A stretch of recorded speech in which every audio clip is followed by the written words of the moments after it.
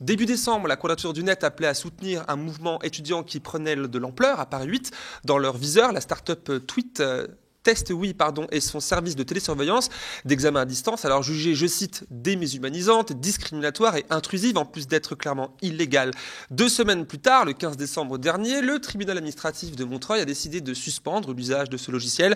Victoire pour les étudiantes et étudiants de Paris 8, victoire aussi qui met l'accent sur un sujet plus vaste concernant la surveillance de masse. Elle prend de plus en plus d'ampleur, surtout depuis la période Covid, et un projet de loi arrive bientôt pour l'accueil des JO 2024, où est prévu un déploiement extraordinaire d'algorithmes de vidéosurveillance sur la capitale.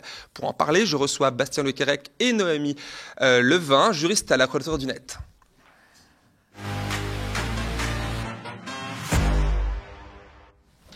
Bonsoir tous les deux. Bonsoir. Bonsoir Noémie, bonsoir Bastien, merci d'avoir accepté mon invitation ce soir. Alors, avant toute chose, pour celles et ceux qui ne vous connaissent pas forcément, pas vous personnellement, mais la Quadrature, un mot pour faire un bref rappel de ce que c'est et les missions que vous portez. Noémie. Alors, la Quadrature du Net, c'est une association qui a été créée en 2008 qui vise à défendre les libertés à l'ère du numérique. Au début, c'était vraiment les libertés sur Internet, tous les combats contre la Hadopi, etc. Et au fur et à mesure des années, avec notamment la loi renseignement en 2015, nos activités se sont un peu élargies. En 2019, on a lancé la campagne Technopolis, qui vise à documenter et à lutter contre la surveillance dans l'espace public. Et ici, avec TestWi, on va y revenir, c'est un peu le lien entre ces différents modes de surveillance. Alors plongeons du coup maintenant dans le vif du sujet. Ce sujet, cette décision du tribunal administratif de Montreuil, là où nous sommes situés d'ailleurs au passage, saisie en urgence, c'est ce qui est le principe d'une attaque en référé, pour faire suspendre l'usage d'un logiciel nommé TestWi. Alors allons-y par étapes pour commencer, pour bien comprendre. C'est quoi TestWi ? Alors TestWi, c'est un logiciel de télésurveillance. Derrière ce terme un peu barbare se cache en réalité la combinaison un peu dystopique entre la vidéosurveillance algorithmique, comme on la voit dans l'espace public, et la surveillance sonore algorithmique. C'est-à-dire que TestWi se targue de surveiller automatiquement des candidats et des candidates à un examen, que ça soit surveiller leur comportement avec une analyse par exemple du regard, que ça soit surveiller leur environnement sonore pour vérifier s'ils ne se feraient pas souffler les réponses par une tierce personne. C'est également une surveillance de l'ordinateur même des candidats et des candidates, parce que le logiciel TestWi s'installe sur l'ordinateur, doit avoir des droits administrateurs, l'antivirus doit être désactivé. Donc c'est vraiment open bar un peu. C'est vraiment open bar. C'est le principe même de cette surveillance. C'est ce qui a mené c'est ce qui a conduit le tribunal administratif de Montreuil à considérer que ce genre de surveillance est disproportionné,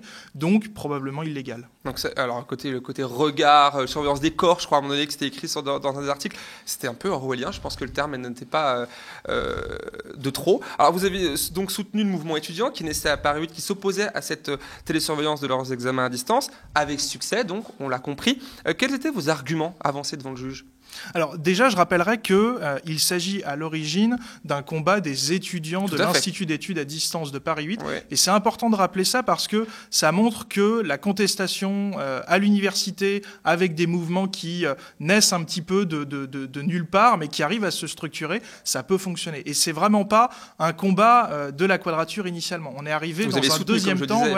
On est arrivé dans un deuxième temps pour soutenir ce mouvement et devant le tribunal administratif apporter nos arguments juridiques. Ce qu'on disait, c'était assez simple, c'était de dire que ce type de surveillance est disproportionné par nature. C'est-à-dire qu'on ne peut pas, sous couvert de lutter contre la fraude et sous couvert de faire passer des examens, on ne peut pas surveiller tout le temps, tous les corps, les visages, le regard, le son. Ça n'est pas acceptable dans une démocratie et juridiquement, ça se traduit par une absence de proportionnalité, c'est ce qu'a dit le TA de Montreuil. Et justement, j'aimerais m'attarder sur cet argument, je ne sais pas si Noémie tu peux en dire quelque chose, sur cet argument de proportionnalité. Alors c'est-à-dire que seules les données, j'essaie de traduire ça comme ça, directement utiles pour l'objectif visé doivent être collectées et pas plus, dans un cadre clair, régi par la loi. C'est ça la proportionnalité. Et c'est là-dessus que le juge a émis un doute sérieux, pour le citer. Pourquoi ? Alors en fait, la proportionnalité, c'est quelque chose qu'on retrouve donc en droit des données personnelles, mais même de manière générale en liberté publique. Et ce que le juge a dit, grosso modo, c'est que TestWi, donc comme on l'a dit, c'était open bar, et collectait beaucoup trop de données par rapport à l'objectif poursuivi. Et donc que prendre une photo toutes les 3 secondes pour vérifier que l'étudiant ne bouge pas, collecter le son, l'image, les corps, c'était en fait trop, et il pouvait y avoir d'autres manières pour l'objectif poursuivi, qui est juste de vérifier, en fait, de surveiller un examen. Et donc c'est cette disproportion qui fait que c'est illégal en termes de données personnelles, mais c'est des raisonnements qu'on retrouve souvent en liberté publique de manière générale et qui permettent de mettre des freins à des projets d'exception, à des abus exactement de surveillance. Parce que là, on parle de surveillance à distance, automatique, qui vient, j'imagine, pallier à la surveillance humaine d'une personne dans la salle. Alors, une personne dans la salle qui vient, elle aussi, regarder si les personnes regardent à droite à gauche et regarde un peu les corps, etc. En quoi on peut suspecter la société ? Parce que du coup, TestWi, qui porte le même nom que son logiciel, d'avoir en tête éventuellement l'idée de récolter plus de données que nécessaire. En quoi on peut imaginer ça et dans quel but elle ferait ça ? Dans cette affaire, c'était très compliqué de savoir ce que devenaient les données. Oui. La société dit on les conserve pendant 2 mois après le passage d'un examen. A priori, ces données n'étaient pas utilisées pour entraîner des algorithmes, pour améliorer la reconnaissance. Mais en réalité, on n'a pas besoin de se poser ces questions pour aboutir à la conclusion que ce genre de surveillance est inacceptable, juridiquement, philosophiquement également. Finalement, cette surveillance qui est proposée, c'est sous couvert de faire passer un examen, prendre les étudiants comme des enfants qui sont de potentiels fraudeurs qu'il va falloir gifler quand ils vont faire une bêtise.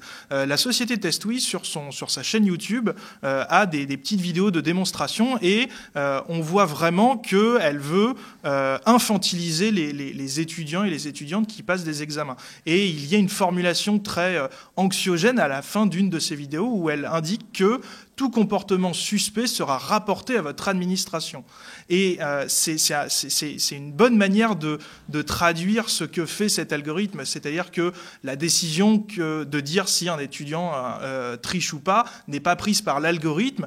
L'algorithme ne va faire que détecter et ensuite c'est un humain qui va dire si oui ou non il y a une triche, mais en réalité ça reste une surveillance tout le temps de tous les corps et même si à la fin un humain va apposer son sceau oui c'est une triche ou non c'est pas une triche, il y a quand même cette surveillance qui se fait et le TA a dit que c'était probablement illégal. Alors dans Le Monde hier rapportait l'information, mais aussi les réactions de Benoît Sillard, le PDG de cette entreprise, qui dénonçait sur LinkedIn, je le cite, un rêve de cancre, après avoir déclaré, je cite toujours, je le cite, imaginer une salle d'examen sans contrôle d'identité ou de convocation, un cauchemar pour le monde de l'enseignement supérieur. Il se dit, vous l'avez lu, scandalisé par la perte de la valeur diplôme, avant de souligner le retard qu'auraient pris les universités françaises vis-à-vis de grandes écoles qui ont depuis le Covid, dit-il, largement adopté la surveillance à distance. Qu'est-ce que vous pouvez lui répondre aujourd'hui, ce soir ? Nous, ça nous a fait un peu sourire dans le sens où on a vu que s'il réagissait de manière aussi virulente, c'est probablement qu'on avait touché là où ça fait mal. Et de ce qu'on voit dans son discours, il y a beaucoup de choses qui vont pas, mais c'est quand même ce réflexe de voir dans la surveillance, de voir dans quelque chose de très autoritaire, la clé pour poursuivre l'objectif de surveillance des examens. Et aussi, ça, pour rejoindre ce que disait Bastien, cette idée de technosolutionnisme, parce qu'en fait, on a une nouvelle situation, on ne sait pas trop comment faire, parce que c'est différent du présent, on va faire de la surveillance hyper violente et hyper autoritaire, et il perd ses moyens, en fait, et il arrive, et du coup, avec des arguments, comme disait Bastien, très infantilisants, c'est des cancres. Et derrière, il y a une vraie... c'est assez effrayant, il n'y a aucune considération politique et philosophique sur qu'est-ce que c'est, en fait, la surveillance. Il ne remet pas en question, apparemment. Il y a même, pardon de te couper, il dit, imaginez, c'est un cauchemar s'il n'y a pas de surveillance, s'il n'y a pas de contrôle, alors qu'il y en a du contrôle. Ce qui est très intéressant, c'est que la justification de Paris 8 pour imposer TestWi, c'était de dire notre précédente infrastructure, Moodle, aux derniers examens, n'avait pas tenu le coup, nos serveurs n'étaient pas assez performants. C'était pas des questions de fraude. À aucun moment, des suspicions de fraude n'ont été apportées, ni même affirmées, même si c'était pas prouvé. Il y a aucun élément de la part de l'université dans toute cette affaire qui laissait penser qu'il y avait eu des fraudes et que c'était pour ça qu'on utilisait TestWi. La seule justification, situation, c'était l'infrastructure de Paris 8 était sous-dimensionnée aux derniers examens. Du coup, Moodle s'était retrouvé à terre et c'est uniquement pour ça. Or, aujourd'hui, ce dysfonctionnement qui peut être résolu très facilement, on embauche des personnes, on prend un peu plus de serveurs pour faire tourner une infrastructure et c'est bon. Cet argument a justifié le passage à une échelle supérieure de surveillance et d'atteinte aux libertés qu'est toute cette surveillance algorithmique qu'impose TestWhi. Là, est-ce que, pour que les gens comprennent bien, avant de passer à la seconde partie de l'entretien, pour élargir un peu le sujet à ce qui nous concerne aussi tous, mais pas étudiants et étudiantes, est-ce qu'il y a des conséquences positives ? J'imagine que oui, mais est-ce que ça va s'appliquer de manière automatique à toutes les autres universités ? C'est bon, ils sont à l'abri, les étudiants, sur cette question-là, ou pas ? Alors, il faut relativiser quand même cette décision. C'est une décision d'un TA, pas du Conseil d'État, ni même d'une cour administrative d'appel. C'est en référé, c'est-à-dire en urgence. Le TA n'a pas dit que TestWhi était illégal. Il a dit qu'il y a un doute suffisamment sérieux pour suspendre l'utilisation. En revanche, nous voyons dans cette décision un avertissement très clair pour les autres universités, pour les autres écoles qui voudraient utiliser ce genre de logiciel, parce que ici, le TA utilise des termes qui sont très forts autour du fait que ce type de surveillance n'est pas proportionné à l'objectif poursuivi, et donc pourrait être en infraction une école privée ou un concours quelconque qui voudrait utiliser ce genre de technologie. L'autre point positif dans cette décision, c'est que la CNIL a lancé début décembre une consultation publique sur des nouvelles lignes directrices autour de ces logiciels de télésurveillance. Dans son projet de délibération, la CNIL voudrait pousser un petit peu plus ces surveillances en posant un certain nombre de conditions qui, nous, à la Quadrature, nous paraissent inconcevables juridiquement et politiquement, où la CNIL voudrait, par exemple, poser un principe de proportionnalité de certains types de surveillance. Cette décision du tribunal administratif de Montreuil, on va l'utiliser pour expliquer à la CNIL que non, sa position qu'elle voudrait avoir n'est pas conforme à ce que disent les juridictions, n'est pas conforme au droit de manière générale, et nous allons l'utiliser pour pousser une interprétation plus stricte des textes qui conduirait à refuser ce genre de surveillance algorithmique comme TestWhi. Alors, dans votre communiqué de presse, pour faire la transition, publié il y a 4 jours, vous en appelez aux étudiantes et aux étudiants de, et je vous cite, faire du bruit dans vos facs, réutiliser les arguments juridiques comme tu viens de le faire à l'instant, créer le rapport de force. La victoire d'aujourd'hui n'attend que de se propager pour in fine bouter la technopolis et toutes les idées qu'elle charrie hors des facs. Hors des facs, nous y voici. Et c'est là que ça devient encore plus intéressant, car la télésurveillance et tout ce que ça comporte ne se limite pas donc, aux universités, bien que nous connaissons les désirs du gouvernement de mater un petit peu les étudiantes et étudiants, comme on l'a vu avec les dispositions de la loi LOPMI, avec l'augmentation des amendes, si on bloque les facs, etc. Et demain, a priori demain, au Conseil des ministres, sera étudiée une loi dont on ne connaît pas la composition. Tu vas nous en parler, Noémie. La loi Jeux Olympiques, JO, qui promet entre autres joyeuseté le déploiement extraordinaire d'algorithmes de vidéosurveillance. Est-ce que tu peux nous en dire un peu plus ? Oui, alors avant de parler des JO, revenir sur ce que c'est la vidéosurveillance algorithmique ou automatisée, dont on a un peu parlé et qui ressemble un peu à l'affaire TestWhi. En fait, depuis qu'on a lancé la campagne Technopolis il y a quelques années, qui visait à documenter l'émergence des nouvelles technologies dans les villes de France, le plus gros combat et les dossiers les plus importants qu'on a vus, c'était l'apparition de logiciels de détection d'anomalies ou de comportements dits suspects, je reviendrai dessus, sur les flux de vidéosurveillance dans l'espace public cette fois-ci. Donc c'est-à-dire que des villes ont installé ces 20 dernières années énormément de caméras et aujourd'hui elles passent à la vitesse supérieure dans la surveillance de masse en mettant sur les flux donc, de vidéosurveillance des logiciels, des algorithmes qui vont sonner des alertes et détecter des choses du coup, que les entreprises privées auront fait entraîner à leurs algorithmes. Qui auront défini comme problématique. Comme problématique pour que les agents regardent ou non quel écran. Et donc, de ce que nous, on a pu voir, donc quand même, pareil, ça a été pour nous un long travail d'aller chercher l'information, parce que tout ça est très opaque et c'est vraiment un marché. Il y a beaucoup d'acteurs français notamment, qui vendent ces technologies aux villes, mais pas que. Il y a aussi des supermarchés, des espaces semi-publics privés. Et donc, on a été regarder les contrastes qu'il y a. Et donc, ce qu'on a vu, c'est que derrière ces alertes, derrière ces comportements, événements qui sont signalés à la police, ça va être, donc qui sont dit comme suspects, ça va être par exemple quelqu'un qui court, quelqu'un qui est statique trop longtemps, ce qu'ils appellent le maraudage. Donc c'est ça, c'est l'idée de faire des tours ou d'être trop statique, des bagarres, des tags, des choses alors qui évidemment paraissent très abstraites. Et il y a des considérations évidemment techniques. Comment on entraîne les algorithmes, en fait, sur qui, sur quoi, sur quelle population on expérimente. Et après, évidemment, des problèmes politique et philosophique. Qu'est-ce qu'un comportement suspect? Il y a ou anormal, effectivement. Voilà, ouais. Ou anormal. C'est hyper subjectif. En plus, on se focalise sur l'espace public, alors que les problématiques de sécurité ne se passent pas que là. Donc, c'est aussi certaines populations qui passent plus de temps dans l'espace public. Par exemple, si l'algorithme détecte quelqu'un qui est allongé, il y a de grandes chances pour que ce soit une personne sans abri. Donc, derrière tout ça, c'est pas juste la neutralité de la technique. Et c'est pour ça que c'est très lié aussi avec TestWe. Et c'est toujours cette même idée que l'algorithme est neutre et va juste sonner l'alerte quand quelque chose est pas normal. Non, les choix techniques sont politiques.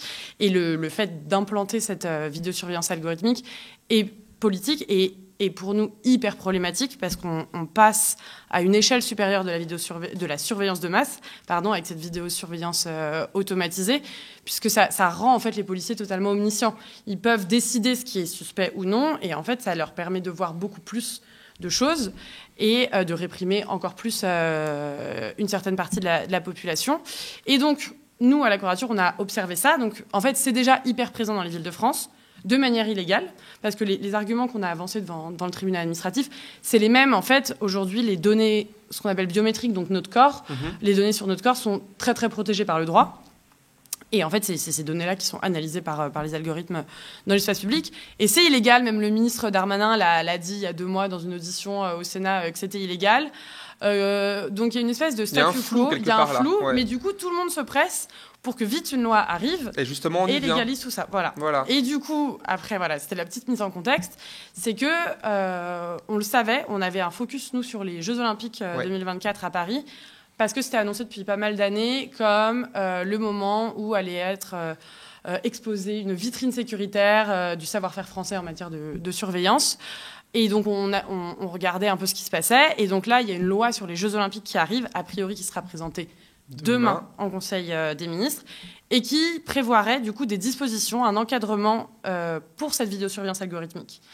Alors, a priori de façon expérimentale, pas sur le long terme, mais rassurez-vous, il y a une autre loi qui arrive juste après pour pérenniser les usages de la vidéosurveillance automatisée. Et donc, pour nous, ça va être un des gros combats à venir. Et ce qui est intéressant quand même de voir, c'est que les Jeux Olympiques, pas qu'à Paris, mais en fait quand on regarde dans l'histoire, et les méga événements sportifs de manière générale, ça a toujours été des prétextes pour faire passer, pour rendre légales des choses illégales, pour transformer aussi notre rapport à la ville, que ce soit en termes d'urbanisme ou autre. À Rio, par exemple, ils ont détruit des favelas, ils ont fait passer des lois antiterroristes pour les Jeux Olympiques. Donc, c'est des phénomènes qu'on voit. Et donc, ici, ils vont tester des algorithmes, sous prétexte donc, de gestion des foules, de sécurité.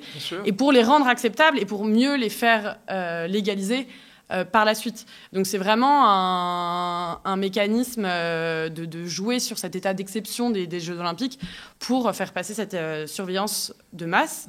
Donc voilà, donc nous ça va être vraiment un de nos gros combats ces prochains mois. La loi donc va être présentée là, va passer au Parlement en janvier et février. Et du coup, on aura besoin du maximum de personnes pour faire du bruit là-dessus et s'y opposer. Évidemment. C'est-à-dire qu'on est dans une situation quand même assez ubuesque en termes de démocratie, où aujourd'hui, ces logiciels de vidéosurveillance algorithmique, on sait qu'ils existent. Le ministre Darmanin l'a dit, ils sont utilisés, ils sont mis en place, les collectivités les utilisent. Et pourtant, le gouvernement, le ministre de l'Intérieur en premier, savent que ces logiciels existent et ne font rien. Et au lieu de faire respecter les principes d'un état de droit, et donc d'aller sanctionner ces collectivités, parce que utiliser un logiciel de surveillance sans autorisation, c'est un délit, c'est puni assez sévèrement. Et donc, au lieu de faire leur travail en tant que ministre et de faire respecter nos règles démocratiques, eh bien, Gérald Darmanin s'empresse de partir de ce constat que c'est utilisé partout de manière illégale et donc de les rendre légales. Et cette manière de faire, c'est pas la première fois. En matière de renseignement en 2015, on a vu exactement la même chose, mais ça interroge sur nos capacités, sur la capacité de notre démocratie à pouvoir lutter contre finalement ces sources de pouvoir, la police, qu'elle soit police municipale, police nationale, les services de renseignement, quand ce genre de services veulent faire de la surveillance sur les populations. Et rappelons aussi une actualité toute récente, celle qui concerne Paris, avec sa maire Anne Hidalgo, qui vient de valider le déploiement de 315 nouvelles caméras de vidéosurveillance dans Paris, qui en compte déjà plusieurs milliers. Alors le chiffre, j'ai vu 4000, 5000, mais plusieurs milliers, avec l'argument avancé que le nombre de caméras serait déficitaire par rapport, je cite, à la moyenne parisienne, des 13e, des 15e, mais surtout 18e et 19e arrondissements, dans le nord de la ville, là où va se jouer essentiellement les Jeux Olympiques de 2024, qui se concentreront là-haut. Mais aussi de constater sur une carte, que je ne sais pas si on la verra à l'écran ici, mais les gens la voient, via cette carte du site collaboratif paris-sous-surveillance.net, que le nombre de caméras, vous le voyez à l'écran, est bien plus grand, déjà à Paris, intramuros, plutôt qu'à l'extérieur de Paris, mais surtout essentiellement concentré dans le centre de la ville et à l'ouest de la ville, de la capitale française, là où sont situées, on le sait, les instances de pouvoir politique, médiatique et économique. L'argument que tu as avancé à l'instant, que vous avancez à l'instant, et que nous avance en fait, de sécurité publique, semble un peu bancal quand tout est concentré à un même endroit, et il y a des problèmes de surveillance, de sécurité qui peuvent être dans le nord ou dans les gares, gare du nord, gare de l'est, sans jouer sur les clichés. Et là, il y a moins de caméras. C'est pas un peu facile finalement l'argument sécuritaire? Alors, il n'y a pas d'autre projet finalement. Ah oui, et surtout la vidéosurveillance, donc on va dire classique, sans algorithme, et qui est présente dans nos rues depuis 25 ans, en fait, n'a jamais démontré son utilité. Il faut le rappeler. Il faut le rappeler. Et en fait, c'est... Nice, d'ailleurs, est un exemple. Comment ? Nice est un exemple. Et en fait, là, d'ailleurs, ces dernières années, il commence à y avoir des rapports, des études universitaires qui essayent, en fait, de s'atteler à comprendre comment ça marche. En fait, comme toute politique publique, il faut l'évaluer, et qui montre son inutilité totale. Les quelques chiffres qu'on a, c'est sur les enquêtes résolues, la vidéosurveillance a été utile dans moins de 2% de ces enquêtes. Donc vraiment, c'est minime. Et pourtant, elle ne fait que se déployer. Et là, à nouveau, il y a l'échéance des JO. Donc c'est, tu l'as dit, plusieurs centaines de caméras à Paris, 500 en Seine-Saint-Denis aussi, il faut le dire. Bah oui, alors que voilà, la Seine-Saint-Denis, c'est, je pense, un département qui a peut-être d'autres besoins que des caméras de vidéosurveillance.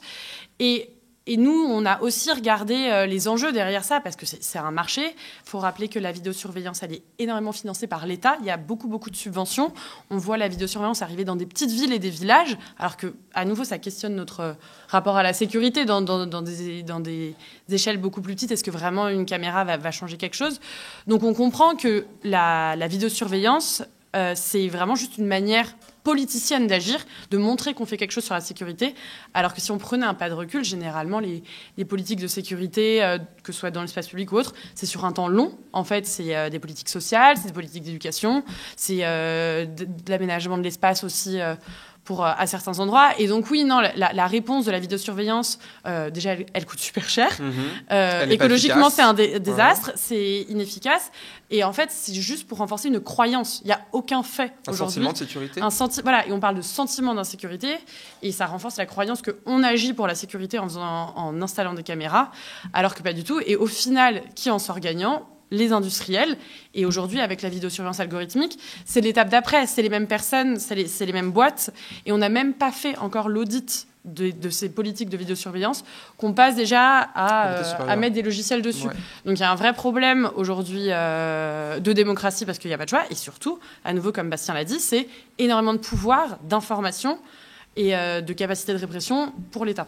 Il y a 1 an, on avait été invité à l'île Saint-Denis, en banlieue parisienne, parce que c'était une des dernières communes qui n'avait pas de vidéosurveillance. Et le maire nouvellement élu voulait en mettre. On était invité à une réunion publique pour justement discuter de est-ce qu'il en faut, est-ce que c'est utile, etc. Et à la fin de cette réunion, tout le monde, peu importe son bord politique, était d'accord sur le fait que aucun travail universitaire ne vient démontrer l'efficacité de ces caméras. Par exemple, la Cour des comptes en 2020 disait « Aucune université ne vient démontrer des caméras qui sont pourtant partout sur le territoire ». Et pourtant, le maire disait à la fin de cette réunion « Oui, mais qu'est-ce que vous allez dire à la petite vieille qui s'est fait voler son sac ?» C'est-à-dire qu'on sortait du domaine du rationnel. On sortait du débat suffisamment raisonné pour admettre que, oui, rien ne vient justifier cette surveillance et donc il faudrait l'arrêter. Et on est dans cette course à l'échalote, en quelque sorte. Aujourd'hui, c'est de la vidéosurveillance classique. Demain, avec la loi sur EJO, ça sera de la surveillance algorithmique. Peut-être après-demain, ça sera de la surveillance sonore, puisque, par exemple, à Orléans, on se bat contre la surveillance sonore algorithmique, où il y a des micros dans la ville pour écouter les gens.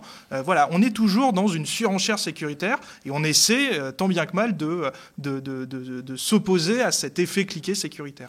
Et pour finir, vous en tant que juriste à la Quadrature du Net, mais en tant qu'aussi la Quadrature du Net, vous donnez des leviers et de compréhension déjà pour tout le monde, mais aussi d'action. On veut pouvoir vous retrouver, il y a un rendez-vous fixé, je crois, à la Flèche d'Or dans le 20e à Paris, le 14 janvier prochain. Peut-être un mot pour terminer sur cette grande soirée, une première d'ailleurs. Oui, du coup, avec la campagne Technopolis, on essaye d'aller voir ce qui se passe un peu dans les villes. Et là, du coup, à Paris et en Ile-de-France, ça va être les Jeux Olympiques.